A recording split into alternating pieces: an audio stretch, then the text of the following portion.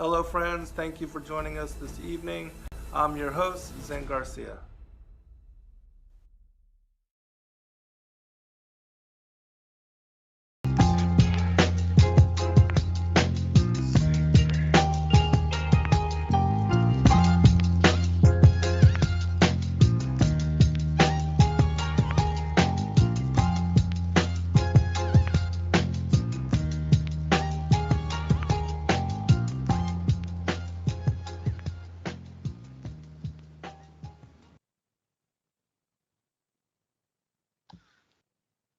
Hello and welcome, friends, readers, listeners, and viewers from across America and around the world. I am your host, Zen Garcia. This is Secrets Revealed here on Truth Frequency Radio. Always a great honor and a pleasure to be here with you in fellowship to discuss all things esoteric and to catch up with current events and prophecies. We just love being able to spend time with you and to discern together in fellowship. Please do come to our YouTube channel, Zen Garcia, and join in the discussion. And as always, thank you for taking the time to be with us. I'm joined again this evening by my son, Justin James, and we are continuing our introspection of the Illuminati Secret Covenant, and tonight we actually will get into the protocols of the learned elders of Zion. Justin, are you there? Welcome again, everyone. Great to see you. And thank you for coming and hanging out. We got a little bit of rainy weather over here, stormy weather in Georgia, so it might sound a little tired, but we are excited to get through this study. And it's going to be really interesting. Moving into the actual protocols of the learned elders of Zion. This is, of course, our third part of our series through the Illuminati Secret Covenant. The first part, we did cover that actual text known as the Secret Covenant, and then we moved through a small portion of the occult technology of power, and tonight we will be beginning the actual protocols of the learned elders of Zion. So going to be a really interesting study as always, and appreciate you inviting me on to be able to partake. My great honor to spend time with you and going through some of these ancient manuscripts and looking into how prophecy and conspiracy come together in forming the reality of the situation we are contending with. And so, yeah, I'm excited. And anything you want to say or bring forth before we move into the text? Nope. Everything continues as possible. Still see a sliding into World War III. We see the same confederacies being made that we've been talking about for so long. Yes. With everything that Ezekiel was told in prophecy, with Ezekiel 38-39, the full confederacies from Daniel 11 with the North and the South confederacies, and of course all the beasts that we went through in the book of Revelation, talking about Babylon, the whore that rides on the beast of Babylon, the dragon that is in control, that gives its power to the beast. You see all these confederacies continuing to play games, play war games, right, with our children, with our brothers and our dads, and of course the women soldiers as well out there. It's really an unfortunate event that takes place continually. But reading through this, the protocols of the learned elders of Zion, I think it's going to be a really, really eye-opening text.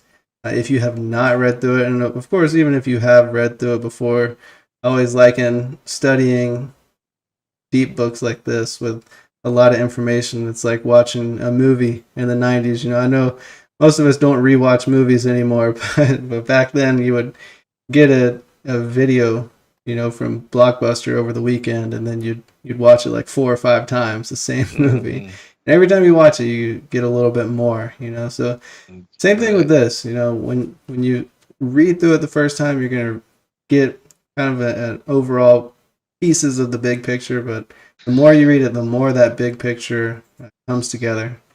And, the big picture being that great deception and the agenda of how they've been operating. I know we read through last week, we finished up the Secret Covenant, and it talked about how it was actually written by those who from heaven to earth came. Yes. So we know that this grand deception is something that has been taking place since Sumeria. And I know a lot of people probably on TFR are familiar with Sumer and the ancient aliens and things like this, but we have to study all cultures and all religions and look at each of them as kind of a piece of a big puzzle.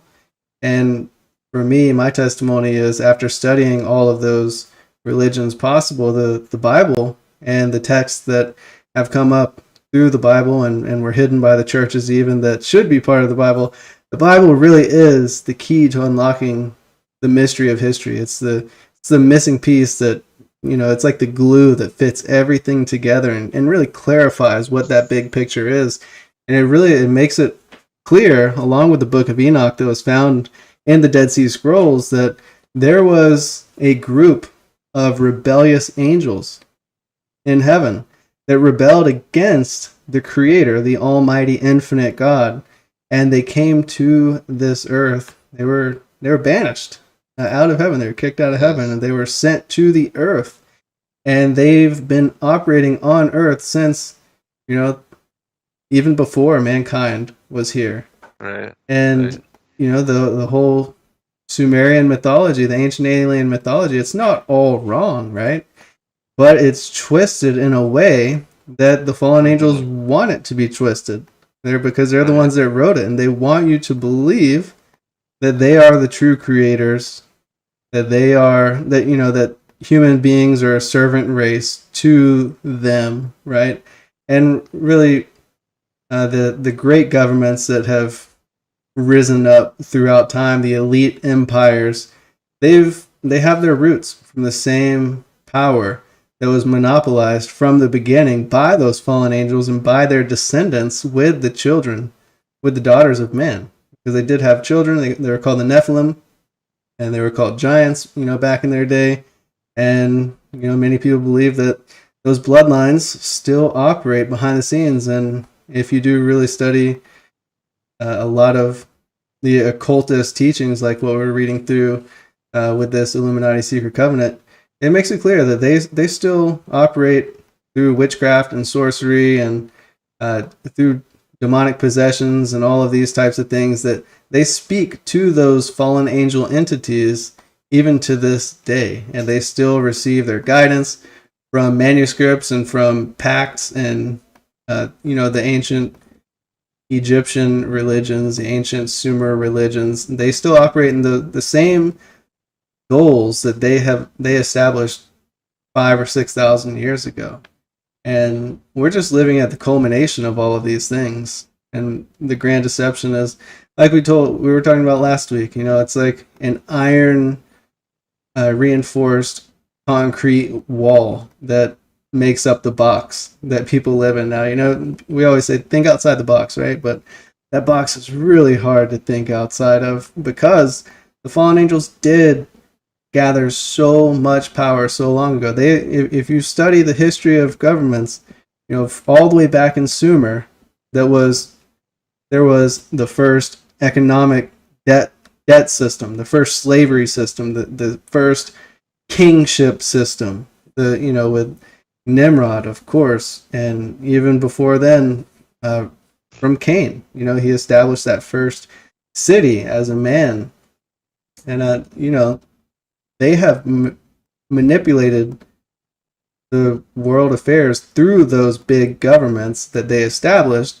from the beginning of time. If you think about just the economics of power, it's not good, faithful, kind, charitable people that get ahead and get power in this world, right? It's people that are willing to lie, steal, and kill in order to monopolize their power. And that's who we are in a war with. The good thing is we're not in a physical war. They've temporarily won that physical war, right? But our battle is a spiritual battle, and our battle is to break out of that concrete, that steel reinforced concrete box that they seek to keep us in, so that we can really see outside of it and see who our Creator is and see our true purpose here on the earth, which is to love the Creator and to love one another. So, yeah, excited to be able to read through all of this with you.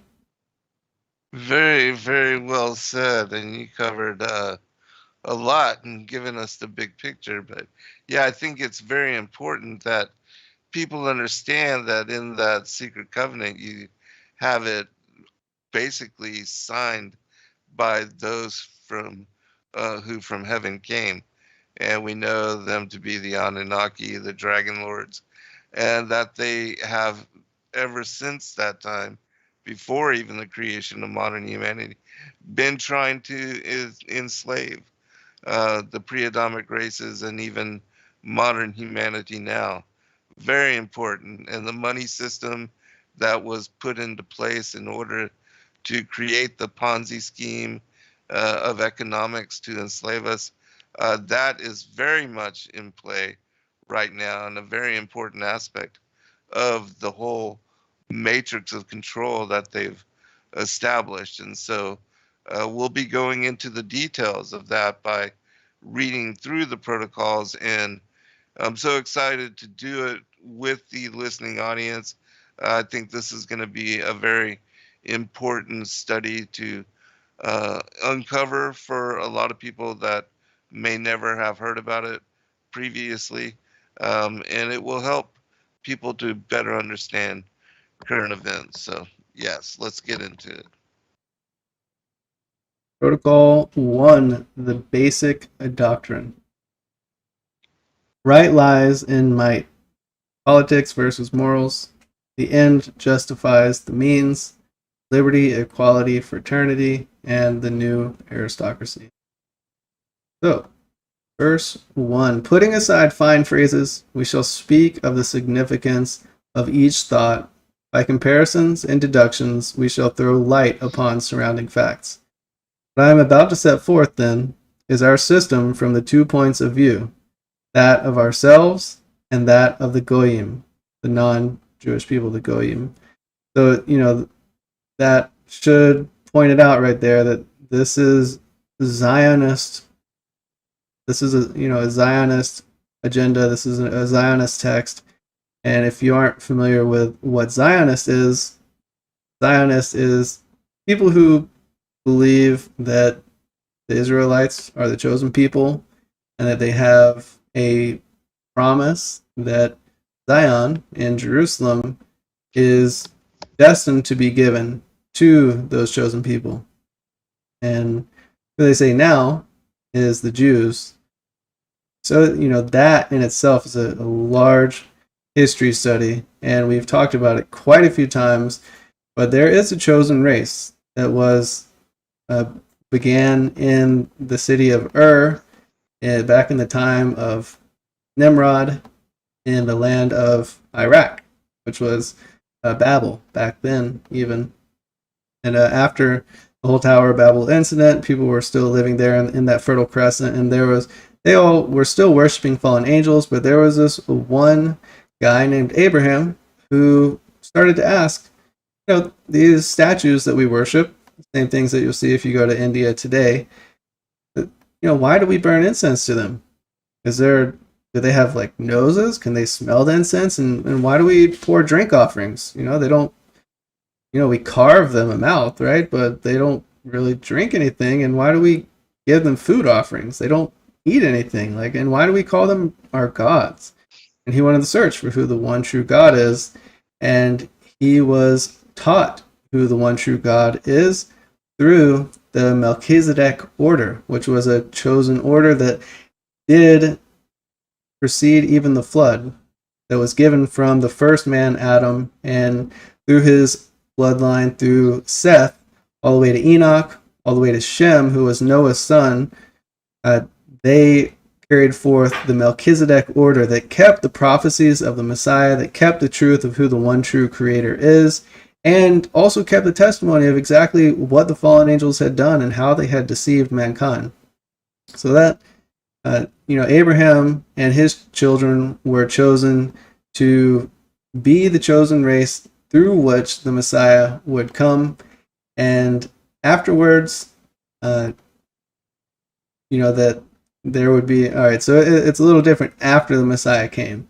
Let's go back a little bit before, because if you've ever heard of King David, you know that there really was a kingdom in Zion, in Jerusalem, where you can still go today. You can still go to Jerusalem, and you can still walk on Mount Zion, or the remnants of Mount Zion there. And you can see the impact that those chosen people had throughout the past 5,000 years, 4,500 years or so. And the point that we're bringing forth here in who the Zionists are is that they are actually not the true chosen race. They're not the true chosen people, as we're told in the book of Revelation, chapter 2 and 3, both verse 9, that there are a people that say that they are Jews, but they are not. So that is a very important text to recall, to hearken on, because even 2,000 years ago when it was written, almost 2,000 years ago when it was written, there were already these people who called themselves Jews, but were not. And they had garnered a lot of power. In fact, you can go all the way back to the Exodus. Right after the Exodus, there was this guy named Joshua who was overtaking the Canaanites to get the promised land. And they actually ended up making a pact. You can read in Joshua chapter 9. They made a pact with the Canaanites, who were people who worshipped the fallen angels and who carried forth their doctrines and who carried forth, their same government system and everything like that. So these people ended up making a pact with Joshua, deceiving Joshua, and they ended up working for the temple and for the altar of the Most High.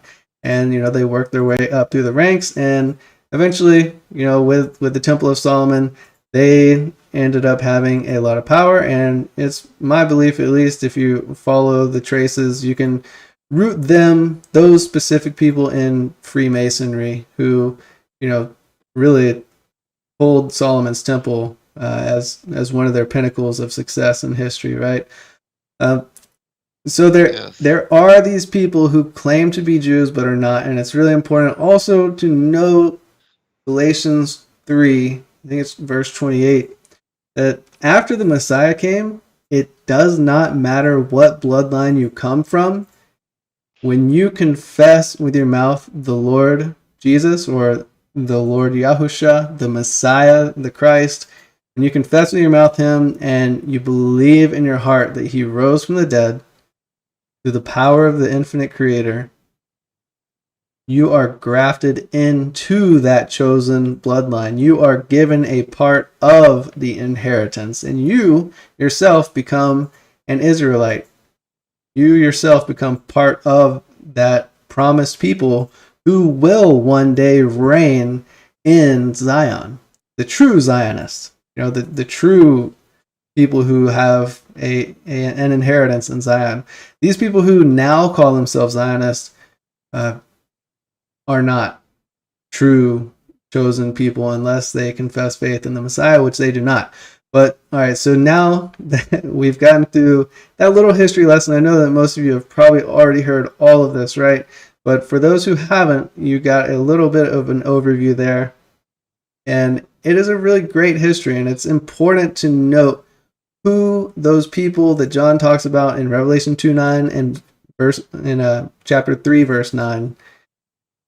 Who are they that say that they're Jews but are not? Well, he goes on to say that they are the synagogue of Satan. How important is that? If you want to understand the grand deception that's to take place in the end time, we should really identify who that is. The synagogue of Satan, the church of Satan. And, he comes as an angel of light. It's not super obvious, but when you receive the Holy Spirit, the Holy Spirit will teach you and open your eyes to the truth. So with all that said, now we know that when it says that of ourselves and that of the Goyim, we're going to get two perspectives in this text. That of the worshippers of the fallen angels, those who are in a pact with the fallen angels, the Talmudic Zionists, and then that of the Goyim. The Goyim includes even the true Zionists. But they're just saying everyone else that's not part of what they consider chosen. So now that's clear. Did you want to add anything to that little history lesson, Dad? Yeah, all very important points. And yes, to realize that this is the synagogue of Satan, those who say they are Jews but are not. And so they are parading as if they are the chosen people, but they are actually the chosen of the devil. They are the sons of Belial, the children of perdition. They are the organized evil that rules behind the scenes, the seed of Cain. They are the seed of the serpent that is at enmity with the seed of the woman. And so this is the people, as Justin said, that in Joshua 9, they came to become servants of the Levitical priesthood, and they then became usurpers of the priesthood. They are the Pharisees that were identified by Christ as being the assassins of the prophets, of the true Levitical bloodline, and the high priest from even Abel to Zacharias. And yes, Abel was a high priest in the line of Melchizedek as well. And he was murdered by Cain, who is their progenitor. They are related, blood related to Cain and the seed of the serpent. They are of their father, the devil. And this is a very important aspect to understand, because we'll see it all throughout the Bible, from the garden to the very end, with the parable of the wheat and the tares, the goat and the sheep. It's all the same bloodline war. And so very important to understand, because it even ties into current events now, and how all the presidents, prime ministers, the people that are of royalty, they say they are of the Merovingian bloodline, that they're the children of Christ and Mary Magdalene, which is all another huge deception, but that's what they claim as their history.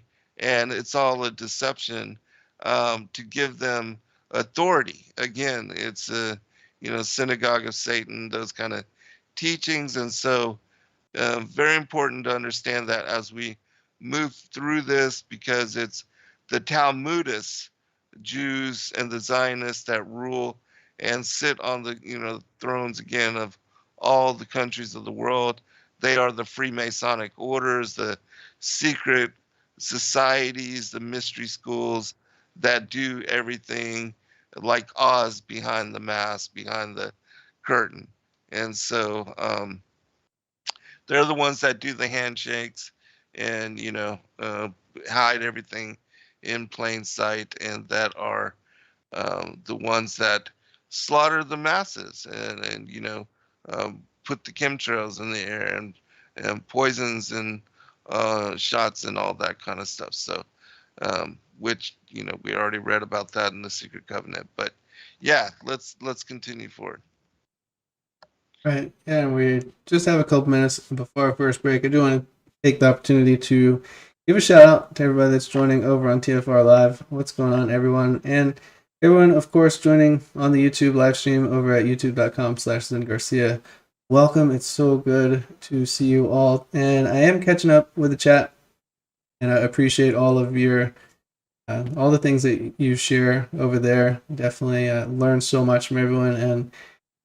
And Lisa, thank you so much for joining in and for doing the moderations and everything. Maybe we'll see Tammy a little bit later on, but also welcome Jamali, Enrique, Tim, Abigail, Kyle, Paladin, Adrian, It's really awesome to see you. Nicholas, Stevie, the Tree Mistress.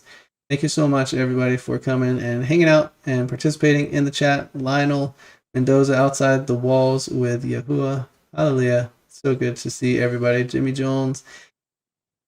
Sorry if I missed anybody. Kwame and Shay. Awesome to see you all. Shalom. Yeah, so maybe we'll get through another verse real quick before the break begins.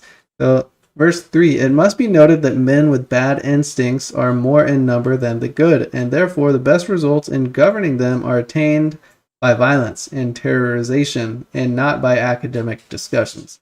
Every man aims at power. Everyone would like to become a dictator, if only he could, and rare indeed are the men who would not be willing to sacrifice the welfare of all for the sake of securing their own welfare. How true is that? Like wanting security, like with the whole snake bite situation, right? That sacrifice the welfare of everyone else for their own sake. The mindset is, as long as everyone gets this snake bite or does the hokey pokey, then I'm gonna be fine. Who cares about the side effects? It probably won't happen to me, and I don't care who else it happens to. Yes.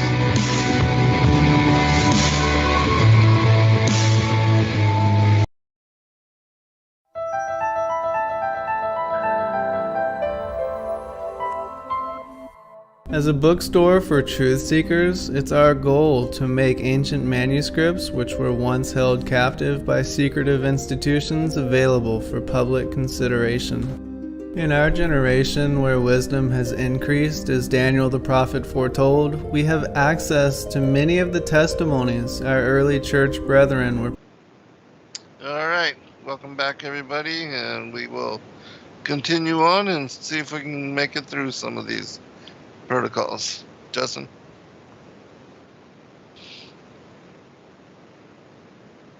All right. So we were talking about verse 3 there. I can pull it up on the screen again for everyone. Yeah, like I mentioned in the chat, anybody did actually reads the chat, I did mention if you have any headlines you'd like to share, please do over there, and I'll try to check some of them out, and maybe towards the end of the show my dad and I can discuss some of the headlines of some of the things that are going on. If you have any questions, we'll definitely try to field some of those as well.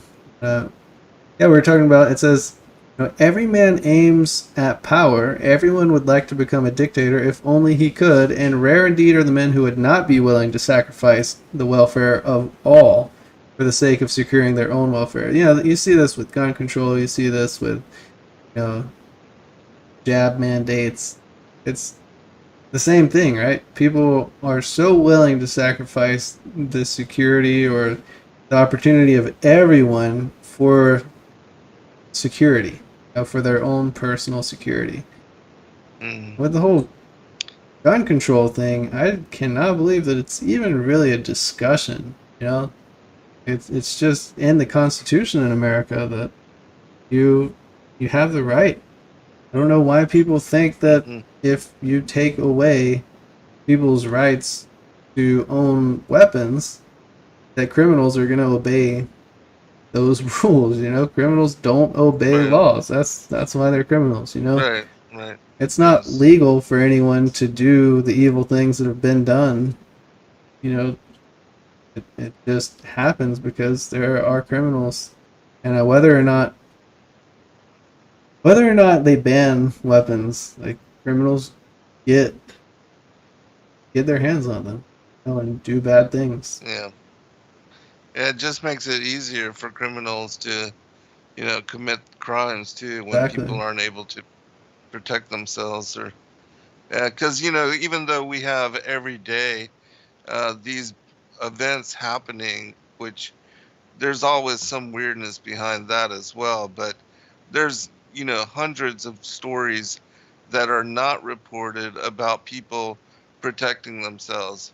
Like stories of 10-year-old little girls being able to protect themselves from predators breaking into their houses, or old women, or anything of that nature. People protecting innocents and others, and helping bystanders, or bringing down true criminals. I mean, that kind of stuff isn't reported upon. And so it's always skewed in some manner, for a particular agenda. Yeah, But definitely disarming American citizens has been part of even in the protocols, it will come forward. So, yeah, we did read that last week, right? That's part of the hmm goal.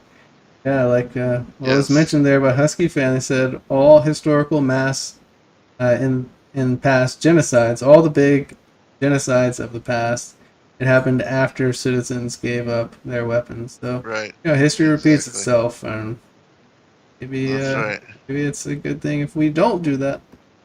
But Absolutely. if we just read scripture, of course, we know that there will be a mass genocide against Christians in the near or far future. We don't know, but something that we should be prepared for, and it's something that really is already taking place in some locations. Like Yeah.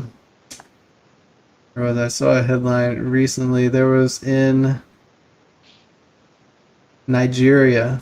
There was a woman that was stoned to death and set on fire by an Islamic classmate for insulting Muhammad. And in a lot of places, it's a death penalty for insulting Muhammad, believe it or not. Uh, it's a death penalty for being a Christian because Muhammad's a false prophet. Just how it is. So, hallelujah that we have this land where we can still speak freely. That is a great blessing, and we'll utilize that liberty that we have while we can to prayerfully wake as many Yes. people up as possible to that truth. And Muhammad came 600 years after the Messiah, and his report and his quote unquote prophecies negate and contradict what the original prophets set forth, and even contradicts the testimony of the first and second hand witnesses that are contained in the Gospels and the various narratives that we have in the extra biblical text and the apocryphal texts. He says that Messiah didn't die on the cross. How ridiculous is that? hmm It's totally crazy because if you know anything about Roman crucifixion, they did a really good job at it. They were professional executioners. And they crucified him. They tortured him. They crucified him. They pierced his hands and his feet and even pierced his side. And Yes. he died, was dead on the cross, but he did defeat death.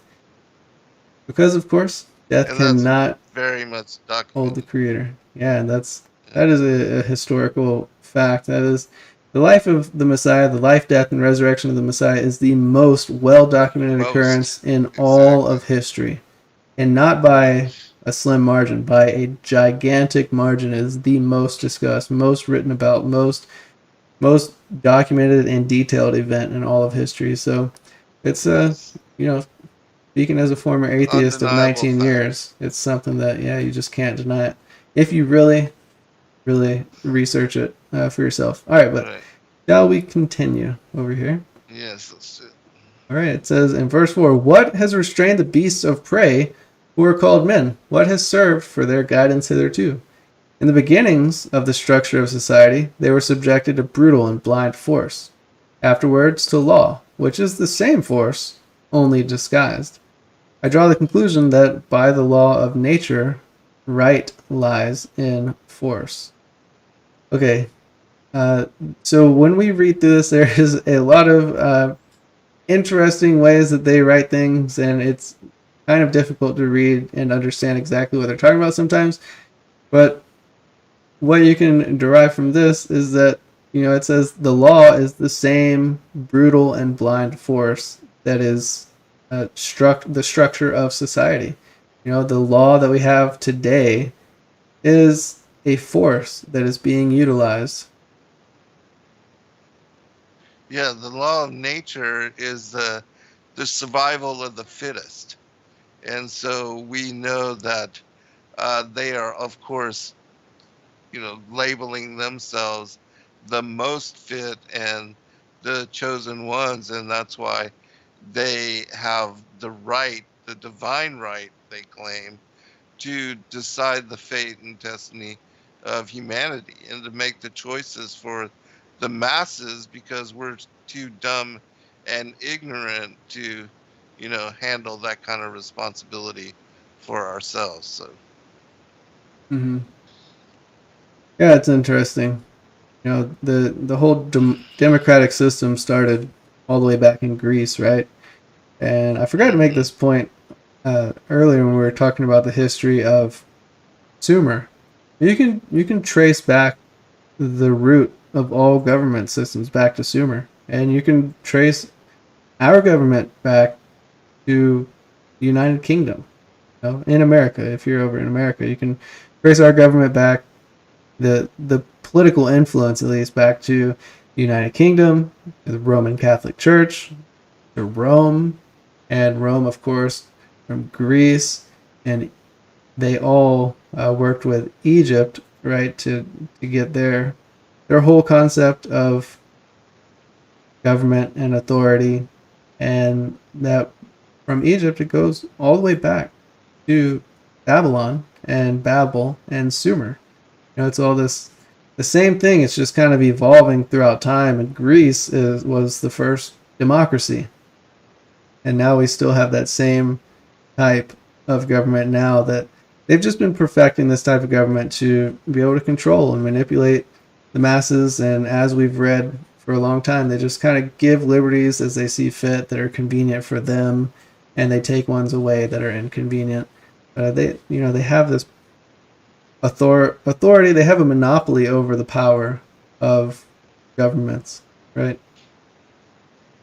So yeah, they know how to put them into place.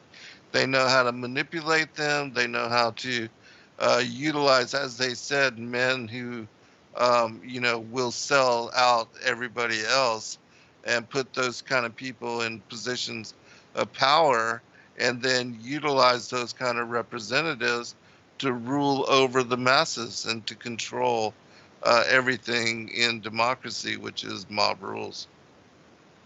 yeah, it definitely is. And it says here in verse 6 that political freedom is an idea, but not a fact. This idea one must know how to apply whenever it appears necessary, and with this bait of an idea to attract the masses of people to one's party for the purpose of crushing another who is in authority. This task is rendered easier if the opponent has himself been infected with the idea of freedom, so-called liberalism, and for the sake of an idea is willing to yield some of his power. It is precisely here that the triumph of our theory appears. The slackened reins of government are immediately, by the law of life, caught up and gathered together by a new hand, because the blind might of the nation cannot for one single day exist without guidance, and the new authority merely fits into the place of the old already weakened by liberalism. It's interesting they make a couple statements that really just shows you their nature, right? First, up on the first page, it said that everyone wants to be a dictator, right? Like, I don't want to be a dictator, right? But that's their perspective, and that's how they feel themselves, right? That's how the elite feel. And in here it says, a nation can't stand for a single day if they're not guided. Right? But how awesome would it be to have like just some land with your family and your church, and to really just be able to grow, and for it not to be a man that guides or a woman, right? But to have the Holy Spirit be the leader, to have the Creator be the leader of your camp. Yes, that's to be led by love, right? Yeah, that's definitely the one that is to come. That is true guidance. And the guidance that they have, they're just taking on that role, right? And manipulating that role as the guide in order to progress their own agenda. Should we continue? Divine right to rule. Yeah, the New World Order. Yeah, absolutely. In our day, the power which has replaced that of the rulers who were liberal is the power of gold. Time was when faith ruled. The idea of freedom is impossible of realization because no one knows how to use it with moderation. It is enough to hand over a people to self-government for a certain length of time for that people to be turned into a disorganized mob. From that moment on, we get internecine strife, which soon develops into battles between classes, in the midst of which states burn down, and their importance is reduced to that of a heap of ashes. Very interesting. Kind of speaks for itself. It says, whether a state exhausts itself in its own convulsions, whether its internal discord brings it under the power of external foes, in any case, it can be accounted irretrievably lost. It is in our power. The despotism of capital, which is entirely in our hands, reaches out to it a straw that the state willy-nilly must take hold of. If not, it goes to the bottom. That's a really important paragraph right there. If you caught that, they own the capital. They own all the money. Yes. They own all the world All banks, the the central banks, yeah. the International Monetary Fund. They print all of the money, and with all of these international organizations, like it says here, any state that has become in peril, they reach out to those bankers to prop them back up, and through that they become puppets of those bankers, right? Yes, that's the way they rule with their Ponzi scheme. They print the money and loan it to the governments of the world at interest. And then they control those central banks, and through the Federal Reserve System, which has never been audited and is a private banking organization, they, create boom and bust. They create inflation and deflation, and as they will and as they want. Mm-hmm. Yeah, and this is the same thing that's happened for thousands of years Over as and well, over. right? Exactly. It's not Exactly. nothing new. This is a Right. mastered method. Yes. So, like we were talking about, going back again to the beginning of civilization in Sumer, they were the ones that established that first banking system. Right. They've maintained power over that banking system since that time. And I remember, I think it was in the Targum, maybe Joshua talked about during the famine in Egypt. When Joseph went and became the second-hand man in Egypt, he he basically saved the whole world, right, by saving up 7 years worth of supplies and of food. So all the world went to Egypt to get food because there was such a great famine. And through that, I forget, I think it's in the Targum, it says that they consolidated all the wealth of the world in Egypt right there. So really interesting. That I feel like they utilize that same type of method. They were like, oh wow, if we do this, then we can get, they're just like taking those learning lessons and continuing to utilize those types of things. That I don't know if anybody's ever seen that Illuminati card game, but it's the way that the elite rulers of civilization really do monopolize power. They have these little cards like a war or an outbreak or a famine or a banking run. They use all types of things. All types of things. Yes. There's one question from Evie. Do you think we will have civil war in America and that's how they will get our guns?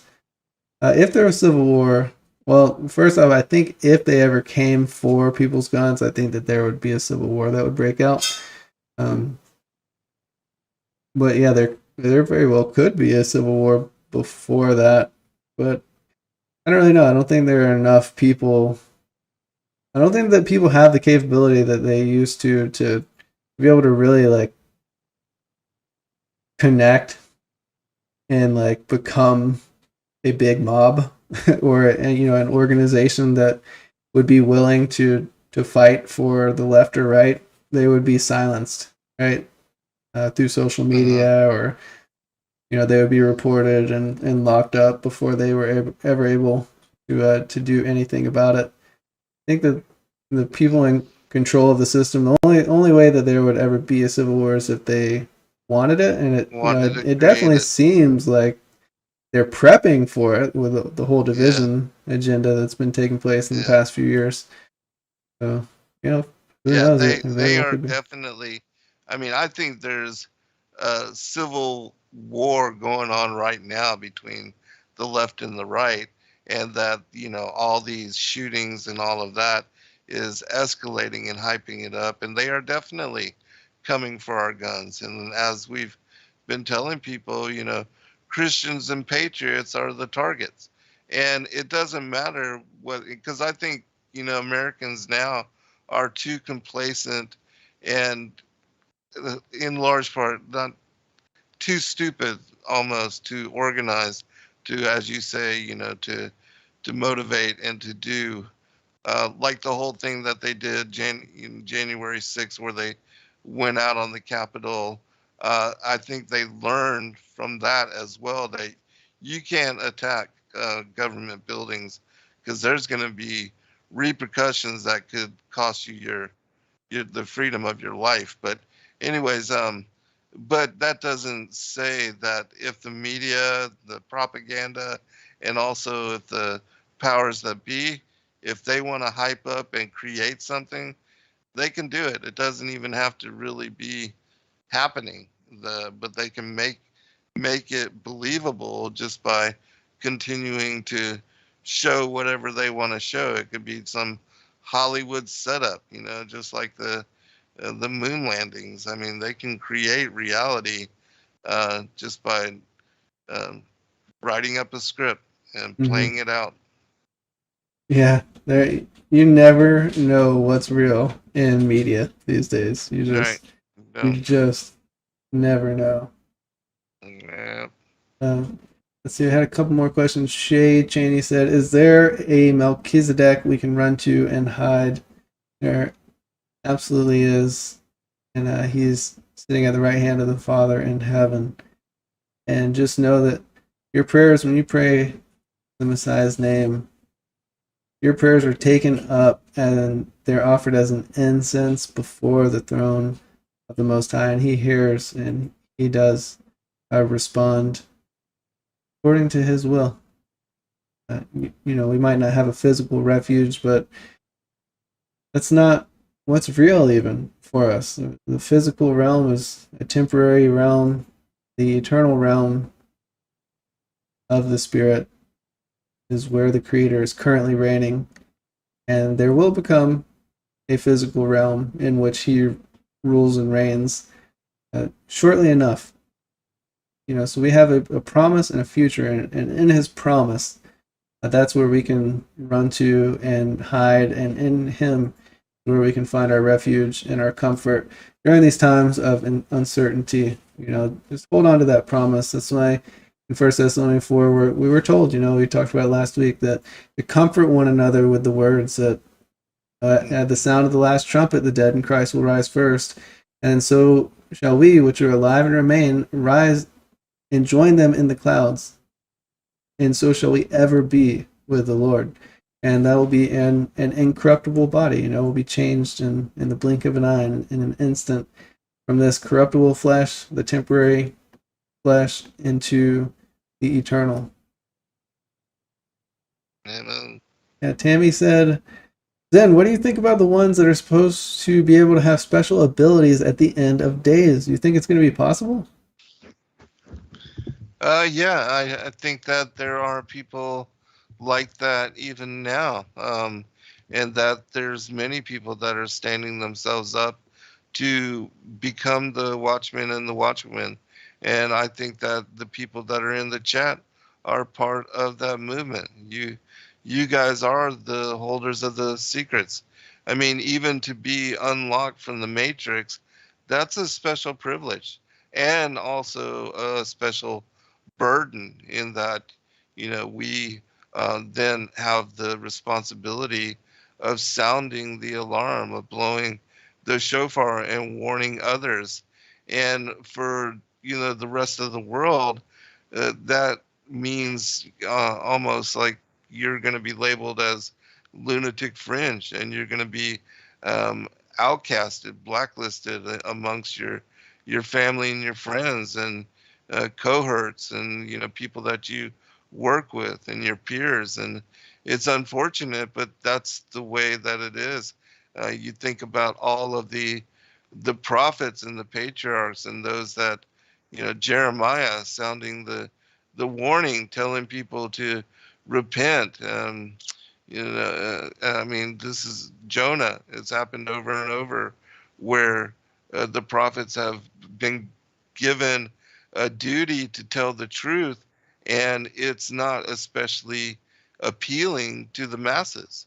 And it's, in fact, hated so much so that they were locked up and put into prison and thrown into into pits and sold into slavery and all that kind of stuff. So I mean, I expect no less for those of us that are doing the work now.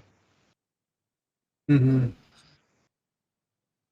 Yeah, definitely some great chat going on over there on the live stream. Welcome everybody, and good to see you, Tammy. Welcome. So let's continue. Maybe we'll get through another verse or two.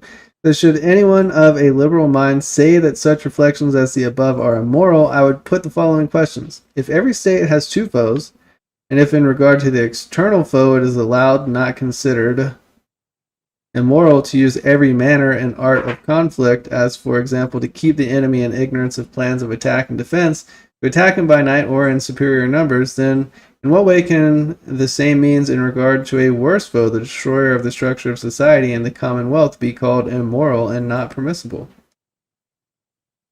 So, I guess they're saying it's moral for war. Like, war is moral, right? That's their perspective here, is that to be like Russia versus Ukraine, it's to be on the right. Yeah, we'll be right back. All right, we'll be right back, everyone.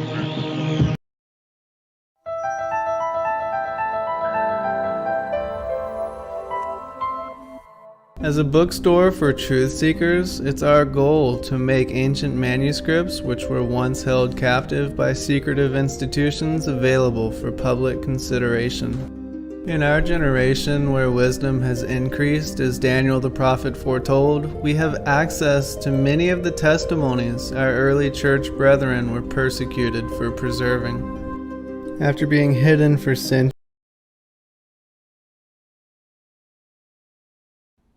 your partnership with Sacred was darkened the world.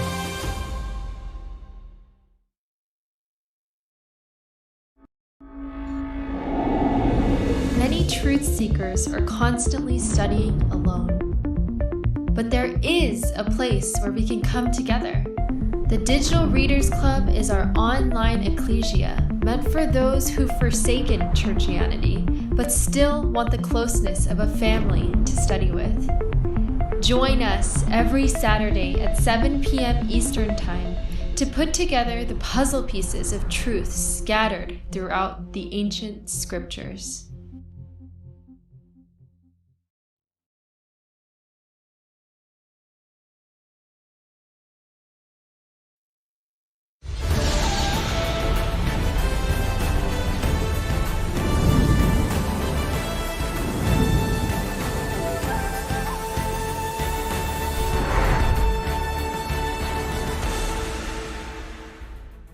Hello friends, thank you for joining us this evening.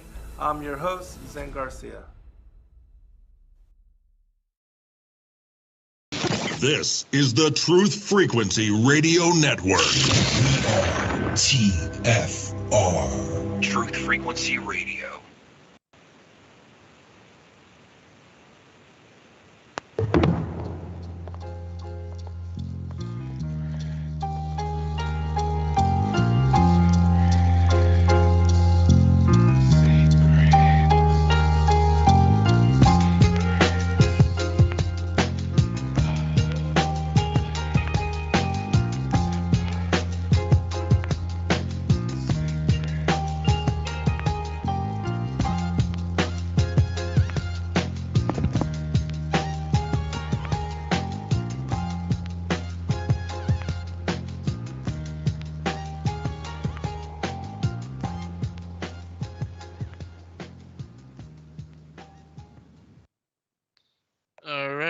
welcome back, everybody, for a second hour. I'm your host, Zen Garcia. I'm joined this evening by my son, Justin James, and we are continuing our introspection into the Illuminati Secret Covenant and Protocols, which is a book that we offer at sacredwordpublishing.com. It has the Secret Covenant, the occult technology of power portions of it, and also the Secret Covenant, which we are reading through now, and a very important manuscript to understand, I think, for those that are wanting to get a better understanding of, what's going on with world and where we are with even the all of the pandemic and the economic crisis and everything. It's all found within. So let's continue.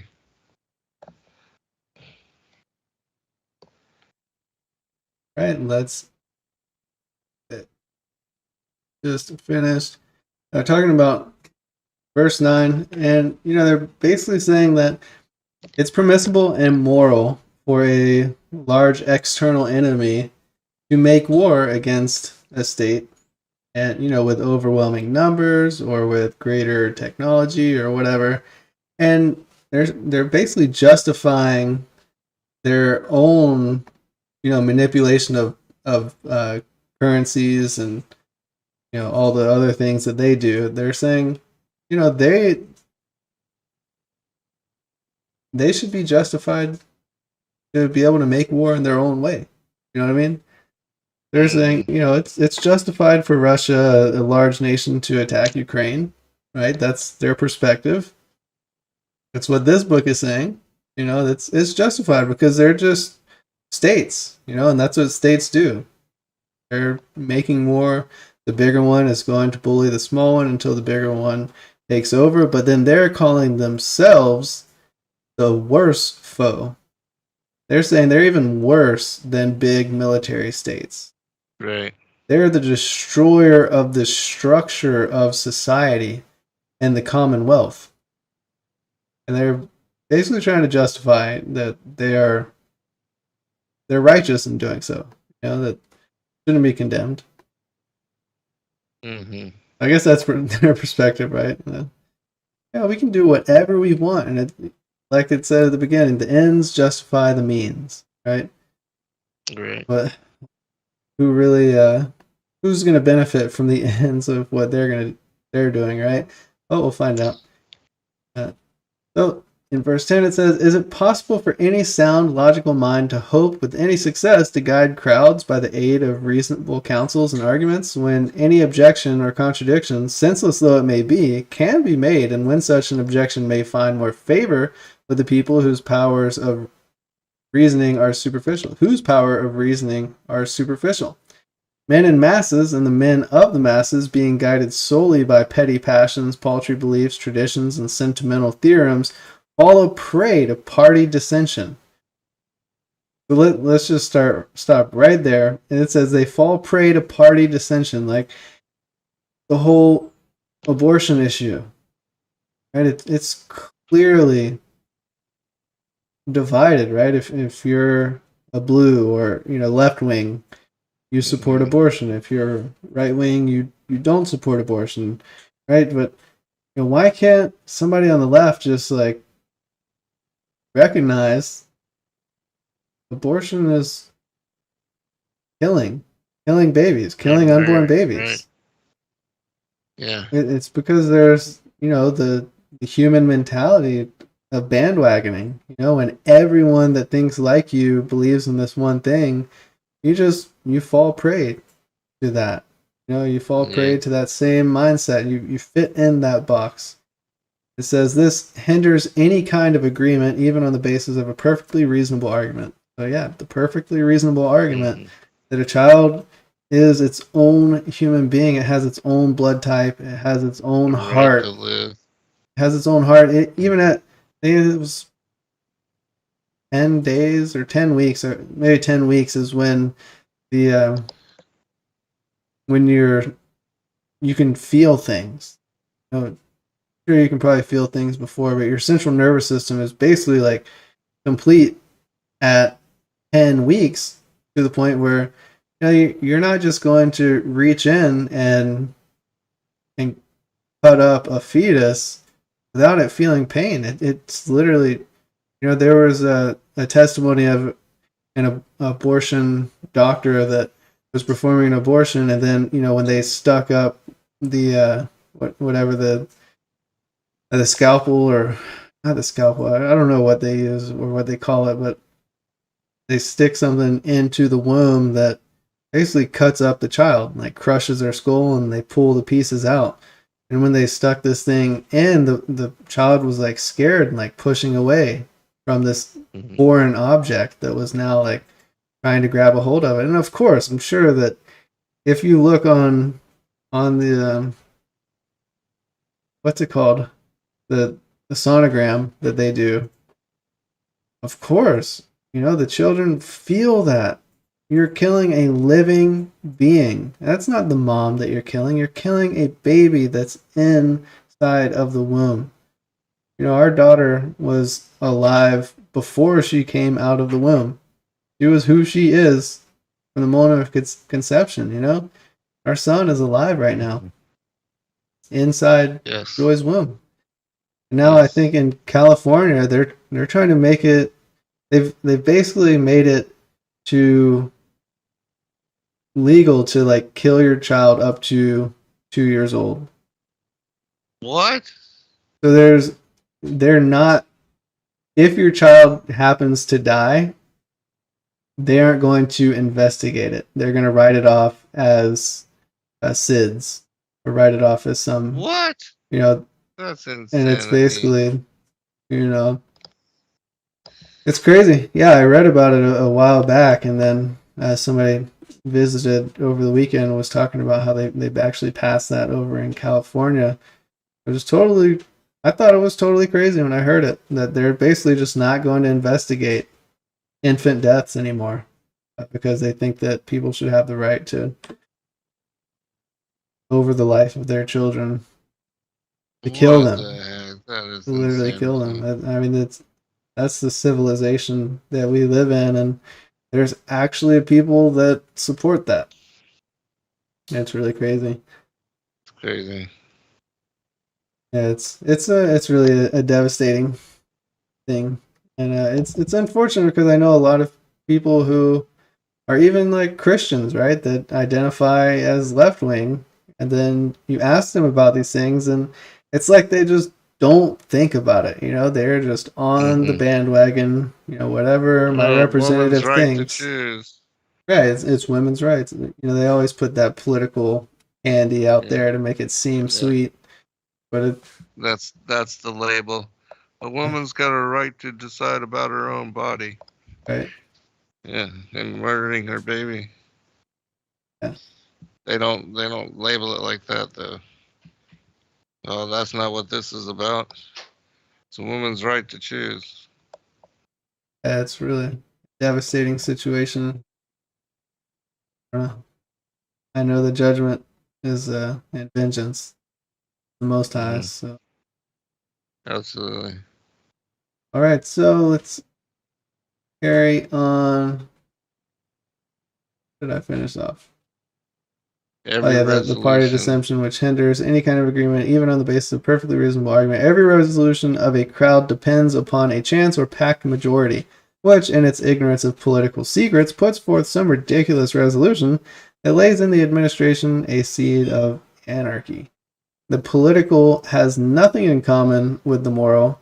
The ruler who is governed by the moral is not a skilled politician and is therefore unstable on his throne.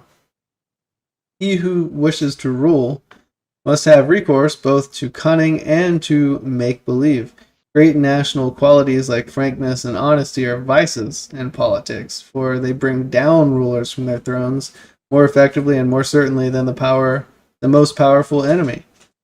So right there you see it, like you can't be honest, right? Can't be honest and just. No. Absolutely not. I mean, it makes sense. Deceitful right? and cunning, yeah.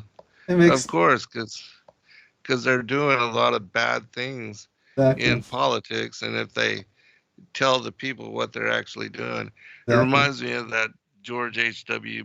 Bush quote where he talks about how the people would chase them down and lynch them if they really knew what they were doing in the political world. Yeah, totally true. Hmm.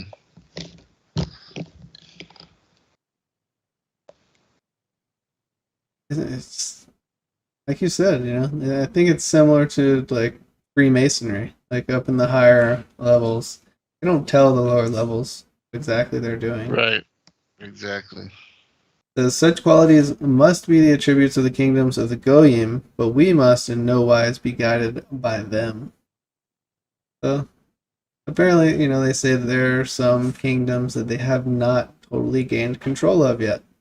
But my opinion that they eventually will get a complete world order. I don't know exactly when this was written, but yeah. In the mid 1800s. Yeah, that makes sense. Or that's when it was discovered, but it's written before then, yeah. And then after that, the world wars, the Ottoman Empire fell. Then you have now you have the left, right, with communism and democracy.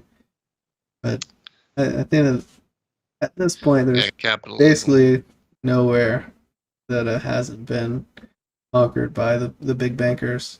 I think there's only like a handful of nations that don't have a central bank, right? And they are like all kind of insignificant on the scale of the grander scale of everything. The big scale of things.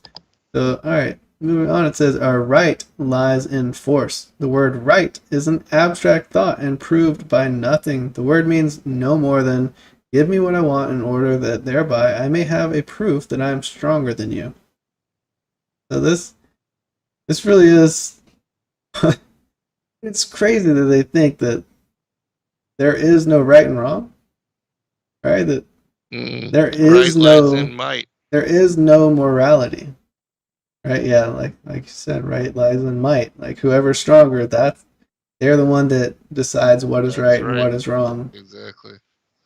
But it's crazy because when you have conversations with atheists, one of the ways that you can kind of back them into a corner is like, how can there? And they're like, how can there be a God? And you're like, well, how can you have morality? What determines what is right and wrong for you? And I believe we all have right and wrong written on our hearts. We all have an inclination to do good, but then our flesh also has an inclination, whether it be by nature or whether it be encoded into or programmed into us from our entertainment choices or whatever. We have those impulses to do evil, right? But we know what is right and what is wrong. Right. But these people don't have that feeling. They have no conscience. Literally. And I mean, it makes sense with the things that they do. They are of their father, the devil. He was a murderer from the beginning. A liar, deceiver. Yeah. That's their inclination. I don't know. I mean, but even some of the seed of Cain, right, I believe that they can be saved, right? I think that... Yeah. I don't know. These people are just so brainwashed in their own propaganda or in their own, whatever they were taught by the fallen angel.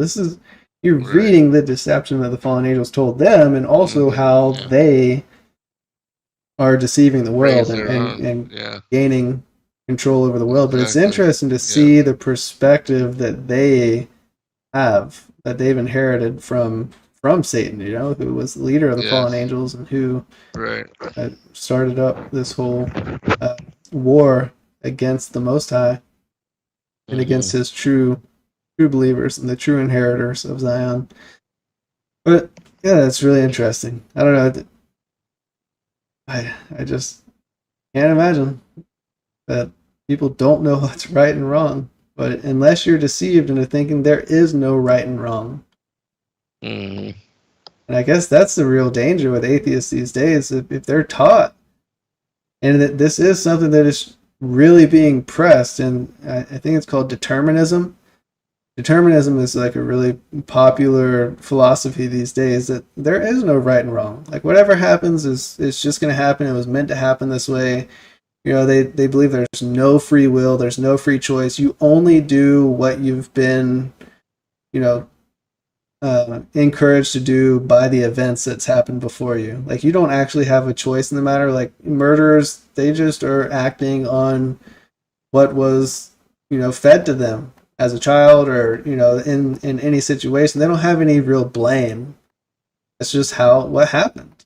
That's what's being taught, this whole deterministic society.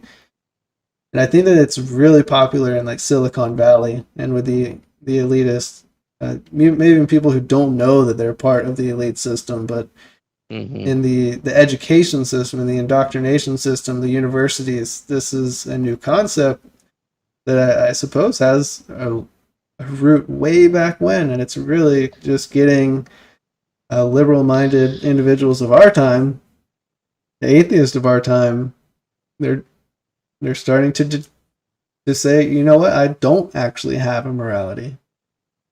And I don't know, what you think is right isn't what I think is right. Like, but right. So you think it's okay to kill somebody? That's not right to kill an innocent person. You're like, right. Well, you don't know that.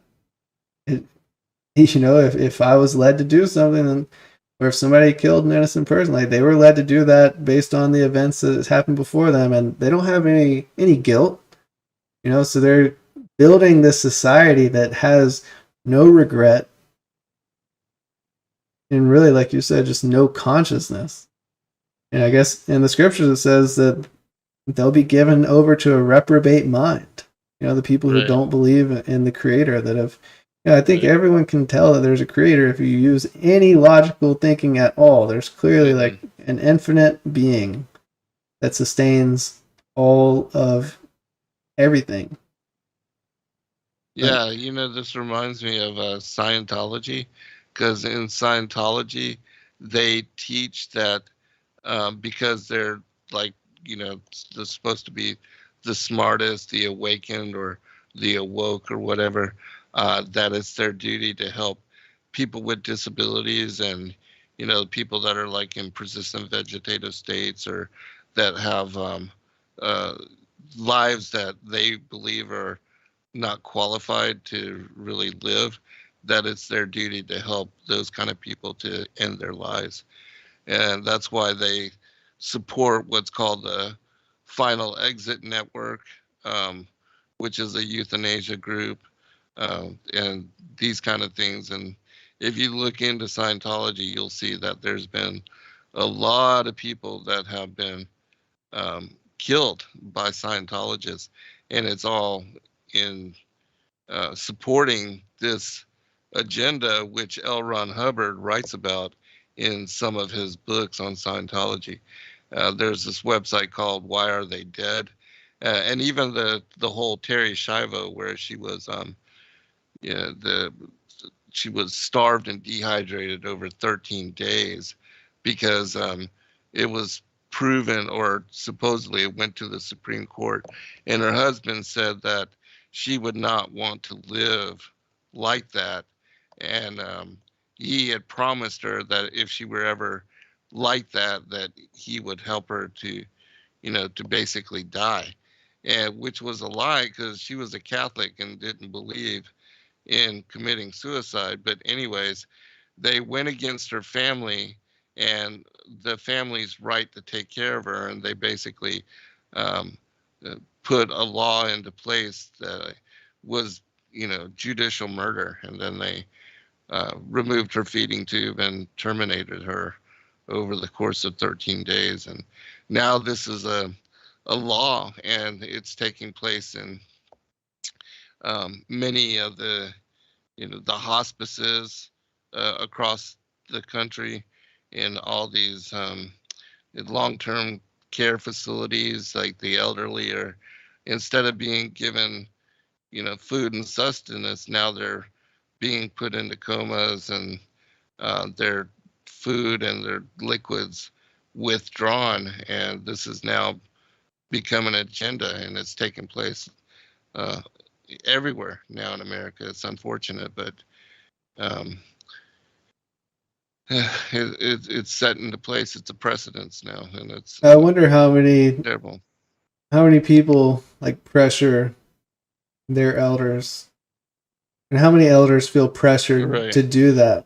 Because Right. they feel like Oh, you're a gonna burden. use all the inheritance. Yeah. You got to leave something for the family, or we're not able to take care of you, or yeah, totally. I mean that's something that the elderly are dealing with every day now. It's Yeah, unfortunate. that's a really sad It really culture is. that we have here. Right. But hallelujah, it's so great to be joined together with all of you who know the Creator, Different and better. Yes. know your Savior, Praise God. and that have a future. So, That you support life. yes, yeah. Elderly, disabled, unborn. Support life. Yeah. All right, so let's keep on. It said, the word right means nothing more than give me what I want in order that thereby I may have a proof that I am stronger than you. Where does right begin? Where does it end? In any state in which there is a bad organization of authority and impersonality of laws and of the rulers who have lost their personality amid the flood of rights ever multiplying out of liberalism, I find a new right, to attack by the right of the strong, and to scatter to the winds all existing forces of order and regulation, to reconstruct all institutions, and to become the sovereign lord of those who have left to us the rights of their power by laying them down voluntarily in their liberalism. Our power is in the present tottering condition of all forms of power. So, all right, let me summarize. Basically, I said anyone who is weaker than us, we have the right to overthrow them and to take up the reins of their government. That's what's right. Exactly what the first right is might. Yes. Paragraph said. Right is might. Our power in the present tottering condition of all forms of power will be more invincible than any other, because it will remain invisible until the moment when it has gained such strength that no cunning can any longer undermine it. I feel like we're at the point already, because they're making it visible, they're making it a joke. Right. They come out with all these movies Laughing at talking us, about yes. it, like, haha, look at what we've done, and look at, Right. they fund all these super expensive movies to talk about it, and I feel like for us it's like interesting, like, whoa, did you see that movie? They're totally taking control of the governments and like uniting the worlds against the like true believers, and like, but there's the divergent one, and he like identifies that person, but you can't really do anything about it anymore. Like they already have the invincible mechanism. form of power. Exactly. I mean, it's not invincible. The Creator, the 2 Thessalonians It's gonna chapter take 2 it says, down. Right. the Creator himself is going to return. The Messiah is going to return, and with the brightness of his coming is going to destroy the false Messiah, the king that's going to sit over this, what they think is an invincible kingdom. Right. It's going to get destroyed, though.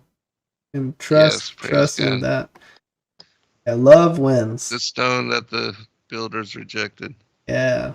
Hallelujah. Hallelujah. He is the victor. All right. It says, out of the temporary evil we are now compelled to commit will emerge the good of an unshakable rule. So this is the ends justify the means, right? The temporary evil. So I guess right here they're confessing, they're kind of negating themselves. The evil. They're they're admitting that they're doing evil things. But it's justified because in the end, the good will emerge of an unshakable rule. And they think that dictatorship is, it's going to save the planet. It's going to save the species. It's going to end. Exactly. It's going to end greenhouse emissions, and it's going to end starvation and global taxes. Everybody's going to get all of their pharmakeia, and we're going to end all of these bad things once we get that strong arm rule. I talked about this a few times throughout the past, but I had that conversation once with a Harvard graduate. It was a Harvard graduate. He was relatively older at this point. I think he's like in his 60s. He was talking about what it's really going to take for the world to or what he expects for the world in the future. And he said, really, in order to save the world from sure extinction, that society was going to need to have a strong ruler over them, and that people probably wouldn't like him, wouldn't like the ruler, but that's what it's going to take in order to save the planet and save the species, right? And that's so. This is something that we see, then, and that's the ends justifying the means. But it's great that they're teaching that, in those Ivy League universities. They're like, the influential people of the day really do believe that. Coming of Antichrist. All right, we'll be right back.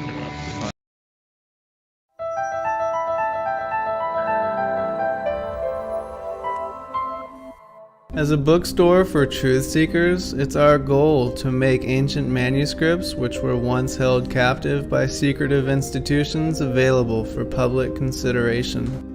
In our generation, where wisdom has increased as Daniel the prophet foretold, we have access to many of the testimonies our early church brethren were persecuted for preserving. After being hidden for centuries, these manuscripts have been leaked from various sources throughout the earth, and it's our goal to gather these sources into printable form to make available for all who seek the ancient way.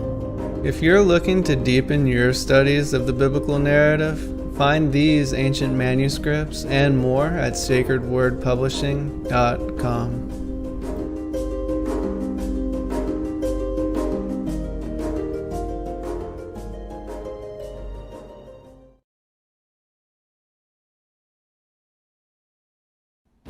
Your partnership with Sacred in the World.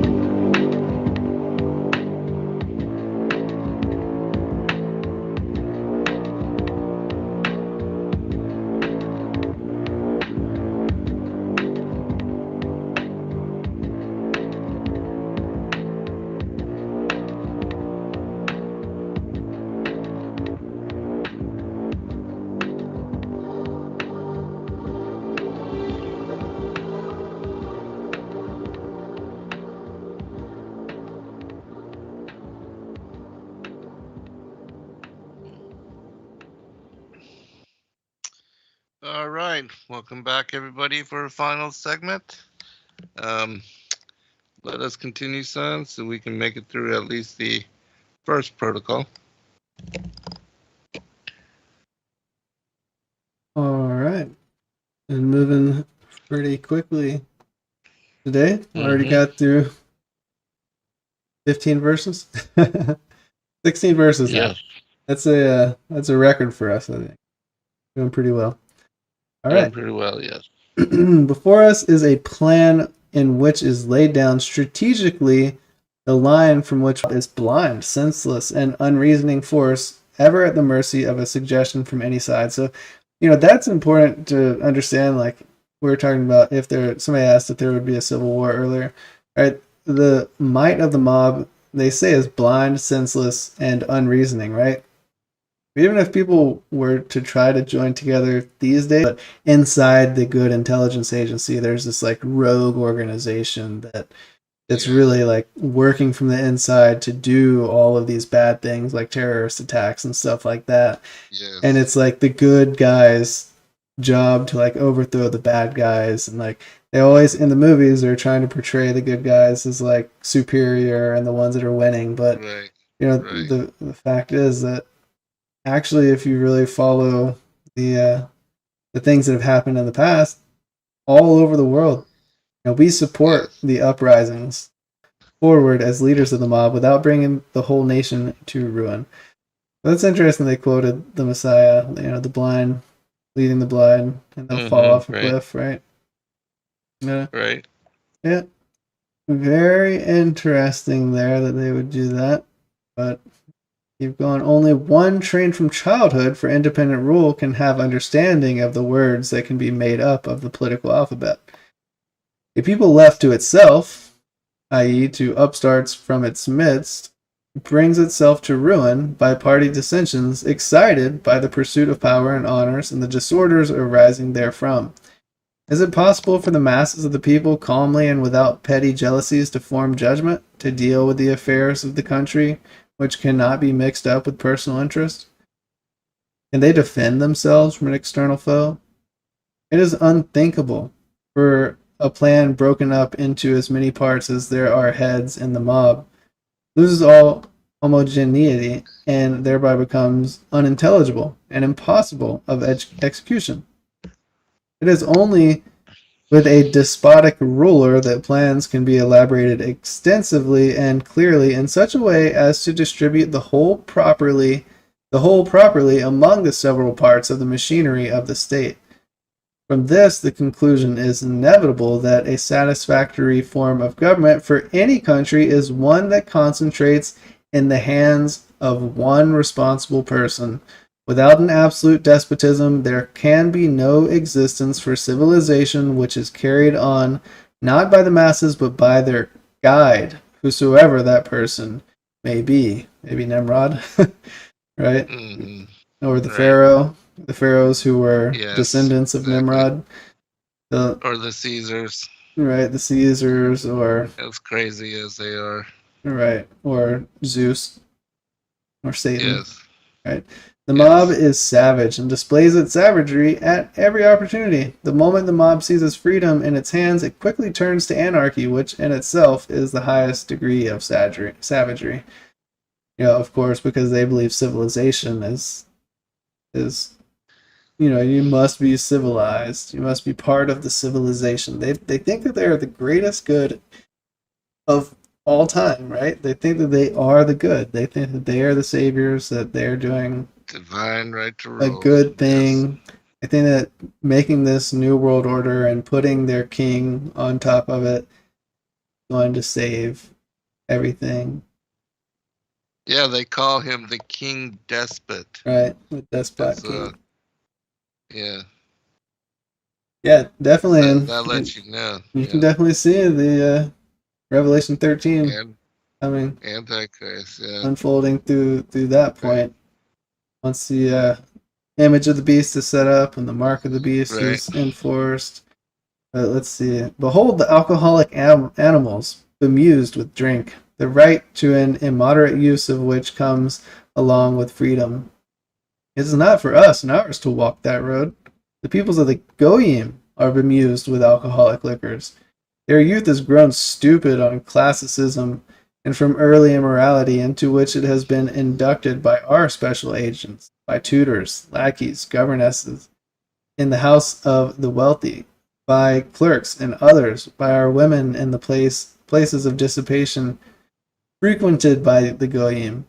In the number of these last, I count also the so-called society ladies, voluntary followers of the others in corruption and love. So, they're using, even though they said there is no immorality or morality, they're using immorality, what they call immorality, to corrupt. Yeah, it's so true. I think in my generation it's probably like MTV. There's no like brothels unless you go to Las Vegas or something, I guess. But there's basically brothels in every house when you have a TV or computer screen. Yes, exactly. Yeah, and people give themselves over to that kind of way of being. I mean, look at the way that the teens are. I mean, they're just out of control in their sexualism. Absolutely. Yeah. It's and MTV is definitely a big part of corrupting the masses in that regard. It just makes it and normalizes things, totally. And really, like I said earlier, there's a party dissension, there's party mindset, and when you're a teenager wanting to be cool, right? You listen to the cool music, and then when you see what's on the cool music videos, like Joy and I walked into this like Asian tea shop maybe a couple months ago now. Like on the screen, there was some like modern, like new rap music on. And it was like so crude, the music videos. And you look behind the counter and it's just like, he's like really young, like maybe first or second generation Asian immigrants, like 16, 17 years old. And it's like, wow, this is what they're being exposed to. This is what they're being taught as normal. To the point that, you know, we saw them on the little TV. It plays their YouTube. They were like looking through YouTube to find this music video and put it up on the screen. When Joy and I are here with our, like, you know, not even 1-year-old daughter, and they think that it's cool to like listen to that and look at those images, and I'm like, that's not cool, guys. That's not what's up. That's what's normalized, you know, especially with mainstream entertainment and what they even call idols. You know, idols and stars. It's totally crazy. It's laughable. Yeah. I mean, I don't use Instagram, and I've not even really been to that site or anything, but from what I understand, young girls are selling their pictures and themselves, you know, the nude in order to fund their lifestyles and their freedom. And that's now a big thing, you know, so that also is, I mean, it just shows you the abomination of the age and the times that we're in, where, you know, things, good is evil and evil is good, and everything's turned upside down, and abomination is being normalized across the board. Yeah, definitely. I don't think it's Instagram. I don't think you can post stuff like that on Instagram, but there are, I'm sure there's plenty of places that they can link. Maybe like Patreon. Yeah. I don't know if Patreon allows bad stuff like that, but nudity or whatever. Yeah, it's terrible. And definitely it's reminds me of old times with brothels, right? People just selling their bodies. Right. All right, so really sad as well, and that's part of the leftist movement as well, right? I couldn't believe it when I was in university. I dropped out, of course, but when I was in university a few years back, I joined this group. It was called Students for a Sensible Drug Policy, and you know, back then, marijuana was still completely outlawed and everything, and I thought, you know what, people should have the right to choose, and especially as a veteran who'd been diagnosed with PTSD, I know a lot of people who had found help just with marijuana in various ways with their PTSD and anxiety and things like that. And I was like, you know, people should be allowed to choose for themselves, but we're still living in this like Iron Age law where it's outlawed, right? Right. So I joined that, and I was like, I went to a couple meetings and heard what they were all about, and it was interesting. But then I left school, and I was like, you know, this just isn't for me. But I did follow them on Facebook. I was friends with the dude that led that group, and they made a post that said, "Sex work is work too." Like, support sex workers. You know, a woman's right to choose. Yeah, it's a woman's right to choose, you know, what they want to do with their body. If they want to make money that way, like, good for them. You should support them. Like, no, God, that's not good. That's not good. But it's the same thing with abortion now. Like, it's a woman's right. So you can't question that. You can't question that, or else you hate women. No, please, guys, don't do that. The third one is a woman's right to choose their pimp or whoever's going to exploit them in their, you know, sex work for them to get protection. Yeah, really. It's crazy. It's sad. All right, so let's move on from really sad points. It says in And the number of these last, I count also the so-called society ladies. Okay. Verse 23. Our countersign is force and make-believe. Only force conquers in political affairs, especially if it be concealed in the talents essential to statesmen. Violence must be the principle, and cunning, and make-believe the rule for governments which do not want to lay down their crowns at the feet of the agents of some new power. This evil is the one and only means to attain the end, the good. Therefore, we must not stop at bribery, deceit, and treachery when they should serve towards the attainment of our end. In politics, one must know how to seize the property of others without hesitation, if by it we secure submission and sovereignty. Our state, marching along the path of peaceful conquest, has the right to replace the horrors of war by less noticeable and more satisfactory sentences of death, necessary to maintain the terror which tends to produce blind submission. Just but merciless severity is the greatest factor of strength in the state. A just, but merciless severity is the greatest factor of strength in the state, not only for the sake of gain, but also in the name of duty, for the sake of victory. We must keep the program of violence and make believe. The doctrine of squaring accounts is precisely as strong as the means of which it makes use. Therefore, it is not so much by the means themselves as by the doctrine of severity that we shall triumph and bring all governments into subjection to our super government. It is enough for them to know that we are too merciless for all disobedience to cease. You want to comment on that? Yeah, well, they're merging all governments. They're going to trump sovereignty through what they are setting up as a one world order. And that is through the United Nations. That is their super government, where they can declare global taxes on carbon and make every nation pay.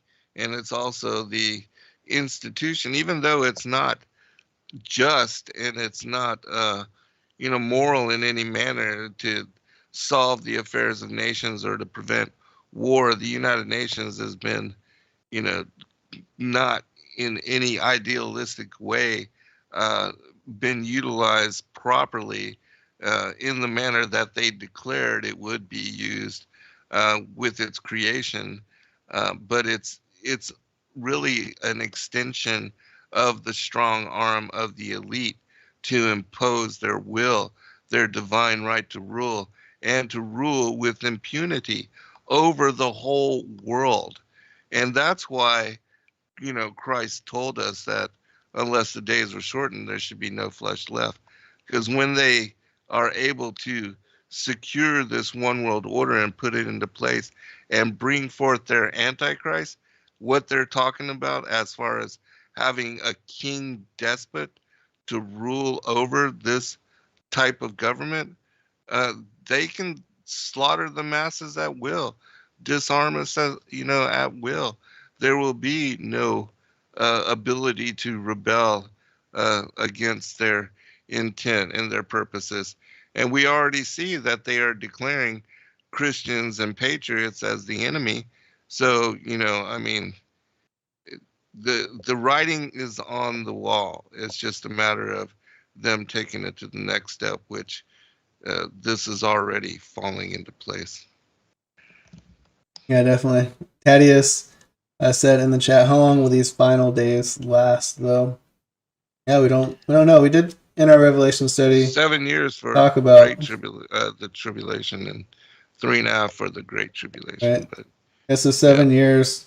If we consider the end of the 7 years is on the Feast of Trumpets, and that would mean the beginning of the 7 years is on the Feast of Trumpets, right? So, we've said to look out on the Feast of Trumpets for the false Messiah deception, for some big war to finally unfold in which the Antichrist could be revealed through the making of a peace agreement, So, definitely, we don't know how long until then, but we can definitely see a lot of the prophecies, Signs and the seasons. getting, basically to the Yeah. point where they can be fulfilled, especially things like the mark of the beast, the technology in which everyone has to get something in their right hand or forehead in order to buy or sell. Right.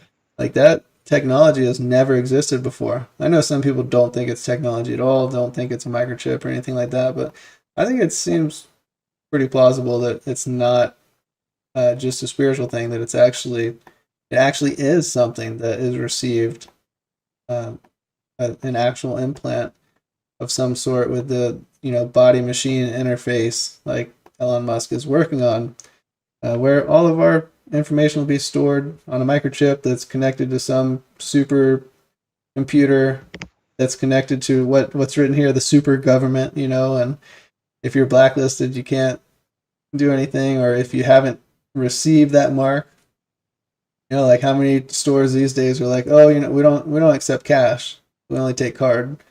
How long until they're like, oh, we don't accept anything except for that mark, like, let me scan your hand or your forehead, and if you don't have it, well, you can't shop here. All right. Yeah. All right, so let's keep going. Far back in ancient times, we were the first to cry among the masses of the people of the words liberty, equality, fraternity. Words many times repeated since these days by stupid poll parrots who, from all sides around, flew down upon these baits and with them carried away the well-being of the world, true freedom of the individual, formerly so well guarded against the pressure of the mob. The would-be wise men of the Goyim, the intellectuals, could not make anything out of the uttered words in their abstractedness, did not see that in nature there is no equality and cannot be freedom, that nature herself has established inequality of minds, of characters and capacities, just as immutably as she has established subordination to her laws. Never stop to think that the mob is a blind thing, that upstarts elected from among it to bear rule are, in regard to the political, the same blind men as the mob itself, that the adept, though he be a fool, can yet rule, whereas the non-adept, even if he were a genius, understands nothing in the political. To all those things the Goyim paid no regard.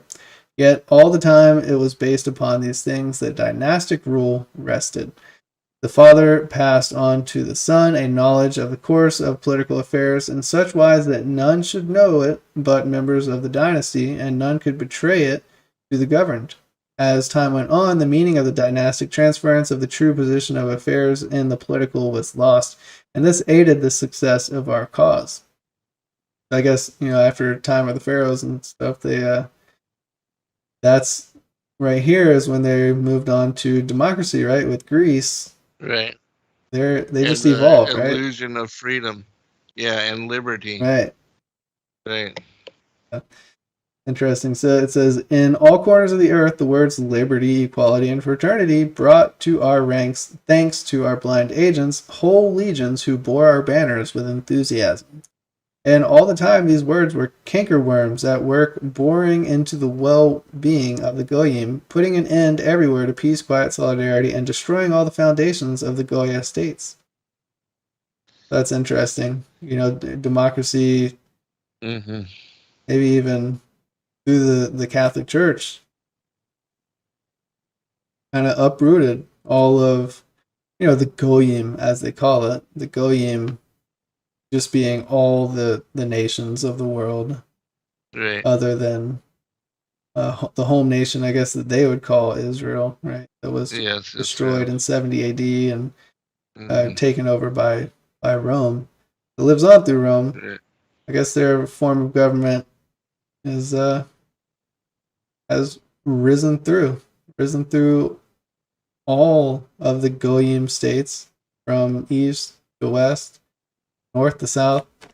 They've really scattered everywhere. And through that banking system. It's Mystery Babylon now. Yeah. As we said, the financial arm in London, the military arm, Washington, D.C., the religious arm in the Vatican. That is the New World Order, the Mystery Babylon. Just trying to remember, sorry to interrupt, just trying to remember also that they have their identity as Zionists, right? So they identify as Israel.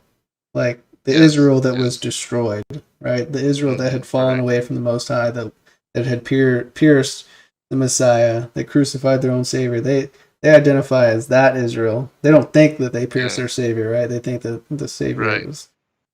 But anyways, that's also why they wanted to so desperately, take Palestine. I think they might be referring to David even through that whole thing, Saul and David. But yeah, we'll pick it up next time. Thank you so much, everybody. Next time. All right, Shalom. love you, son. Love you. Good night. All. Be blessed.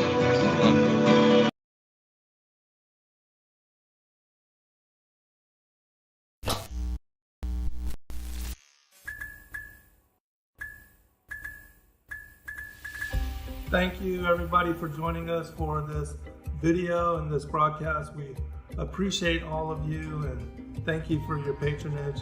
Please do like and subscribe and share with your friends. God bless all of you in your seeking.